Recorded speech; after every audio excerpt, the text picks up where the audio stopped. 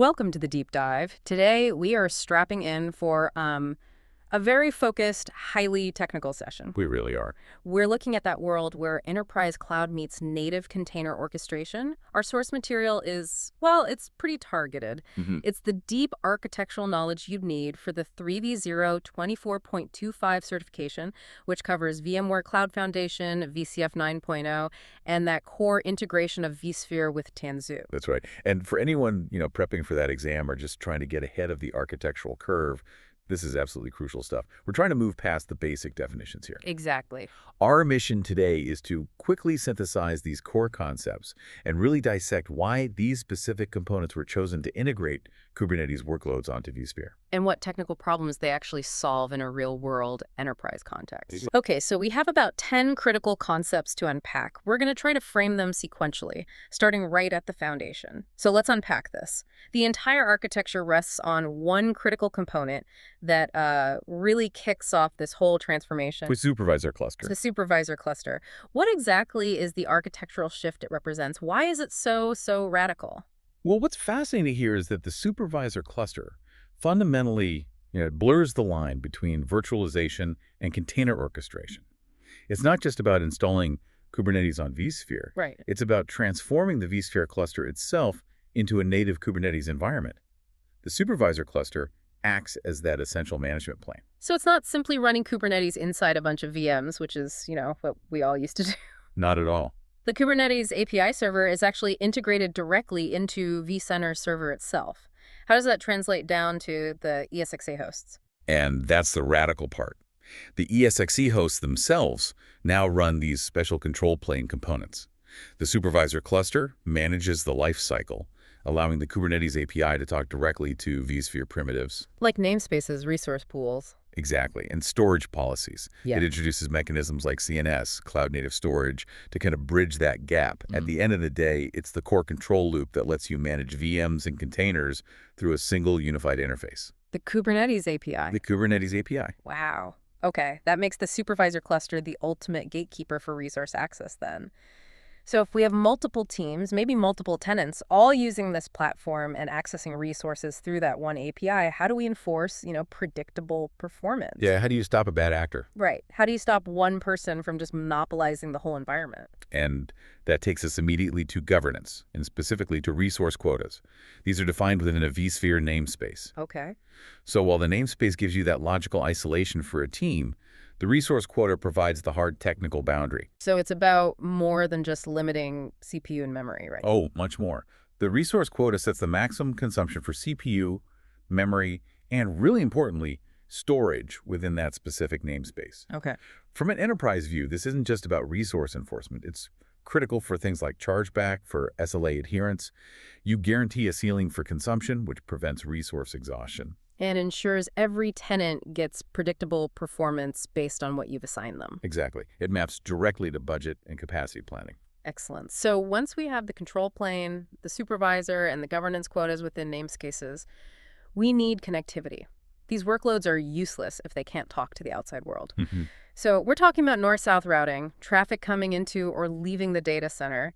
In a VCF and NSX deployment, which component handles that critical external connection? If you look at the NSX architecture, external connectivity for Kubernetes workloads is firmly the role of the NSX Tier 0 gateway. Okay, why the Tier 0 specifically? And why not a Tier 1, which often handles more localized routing? And that's the crucial technical distinction.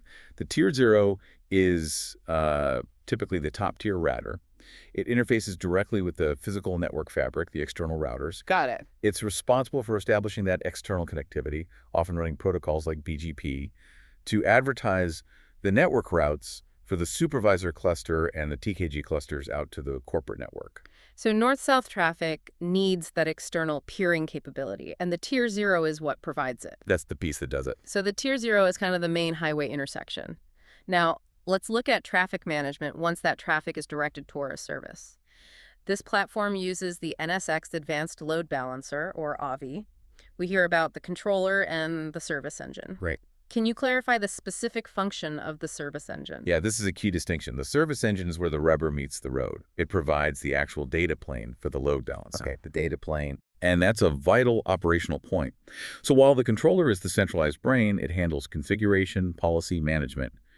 The service engine is the worker instance. It's deployed close to the workload. Meaning, if my application is seeing high latency or packet loss, I'm looking at the service engine metrics, not the controllers. Exactly. The service engine is processing the live application traffic. It performs the layer 4 and layer 7 functions. Health checks, SSL termination, the actual load balancing, it's the traffic handler, and its performance directly dictates the application experience. That's a key distinction for troubleshooting. Okay, so we've covered traffic entering the data center via the tier 0 then being balanced by the service engine. But let's go one layer deeper, inside a Tanzu Kubernetes grid, a TKG cluster. If I have a web app running in some pods and I need to expose it with a friendly host name over HTTP or HTTPS, what component inside the TKG cluster handles that final intelligent routing? That final layer of application exposure is the primary function of an ingress controller. It's a dedicated component within the TKG cluster, acting on what are called ingress resources. But why do we need the ingress controller if we already have the NSX Advanced Load Balancer, AVI, handling traffic distribution? Doesn't that cover it? It's a great question. The ingress controller fills a critical gap, layer 7 routing specific to the Kubernetes services. The AVI service engine might load balance traffic to the TKG cluster's nodes. Right. But the ingress controller manages the routing within the cluster based on application rules. Things like routing API.myapp.com to one service and frontend.myapp.com to another. So it's using host names and paths to route web traffic to the correct backend service inside the cluster. Exactly. It translates external requests into internal cluster communication, a task that goes way beyond the basic load balancing from the service engine. That completes the network flow. Okay, let's pivot to data integrity, to persistence. Kubernetes relies on persistent volumes, but VCF is built around vSphere storage management. So how does vSphere Kubernetes Service, VKS, connect the world of Kubernetes storage classes with vSphere storage policies? This feels like a major integration point. It is the major integration point for data, and it leverages storage policy-based management, or SPBM. The key mechanism is that seamless mapping of vSphere storage policies to Kubernetes storage classes. So this means we're moving away from manually provisioning storage completely. Precisely. A vSphere storage policy is incredibly powerful. It defines quality of service, availability, replication, even encryption. Wow. By mapping that policy to a simple Kubernetes storage class name, a developer only has to specify the intent. They just say, I need fast replicated storage. And that's it. That's it. The VKS components, using cloud-native storage, automatically provision a persistent volume that is guaranteed to meet all the policy requirements defined by the storage admin. It enforces governance from the moment the volume is created. It effectively operationalizes the storage admin's rules without the Kubernetes developer needing to understand any of the complexity of the storage array underneath. That's a massive efficiency win. Yeah. It shifts the focus from managing LUNs to managing intent and policy. Policy-driven infrastructure is clearly the thing here. Okay, let's switch gears to security and management, the ultimate enterprise requirement. In a compliant environment, we have to integrate with existing identity systems, like Active Directory. So how do admins integrate external identity providers with vSphere with Tanzu? This is handled by configuring OpenID Connect OIDC or SAML Federation, and it leverages the existing vCenter Single Sign-On or SSO. Why is relying on vCenter SSO the preferred method? Why not just use a standard Kubernetes identity provider setup? It's all about centralized trust and minimizing the attack surface. ECF environments are already tightly integrated with vCenter's SSO. Right, it's already there. By federating through SSO, vCenter acts as the identity broker for the Kubernetes control plane. This means access to the supervisor cluster and TKG clusters, leverages the user identities and multi-factor authentication policies that the enterprise already has. So it maintains a consistent security posture across both the virtualization and the container layers. You got it. Okay, so once a user is authenticated via that central SSO mechanism, we know who they are. But how do we determine what they can do? If a developer is authenticated, how are their permissions granted to access, say, a specific namespace? We need authorization control.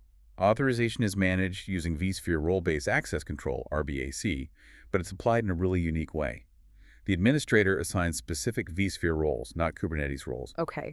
directly to the user or group, and crucially, they assign that role on the namespace object itself. Wait, so the namespace, which is a Kubernetes concept, is treated as a first-class object within vSphere. Exactly. It's a vSphere object. This lets admins who already know vSphere roles, like namespace editor or namespace viewer, grant access to the Kubernetes environment using the tools and concepts they already trust. So it's another example of mapping a vSphere resource directly onto the Kubernetes model. It is, and it ensures consistent security management across the whole stack. That makes management so much simpler than juggling separate K8's authorization systems alongside vSphere security. It maintains that consistency at the management plane, which is essential for audits and compliance. Absolutely. Okay, finally, let's address lifecycle management. We're running mission-critical apps on TKG clusters. When the cluster needs an update, how does the platform ensure application availability? We can't have downtime. The platform uses the industry best practice for this, a rolling update. During a TKG cluster upgrade, the system uses mechanisms like the cluster API to orchestrate the whole process. Nodes are upgraded and replaced one by one. So by cycling them out one at a time, the scheduler makes sure the application replicas stay running on the active, non-upgraded nodes. Precisely. Workloads keep running on the remaining cluster members, which minimizes any service disruption.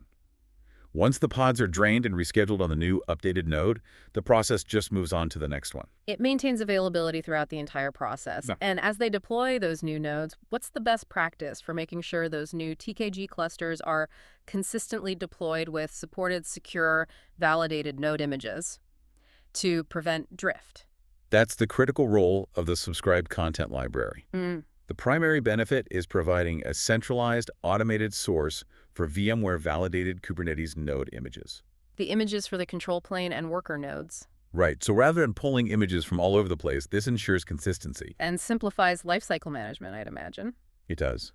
When VMware releases a security update for Kubernetes, the image is updated in that content library, and that centralized, trusted source is automatically reflected across all your TKG deployments, ready for the next rolling update.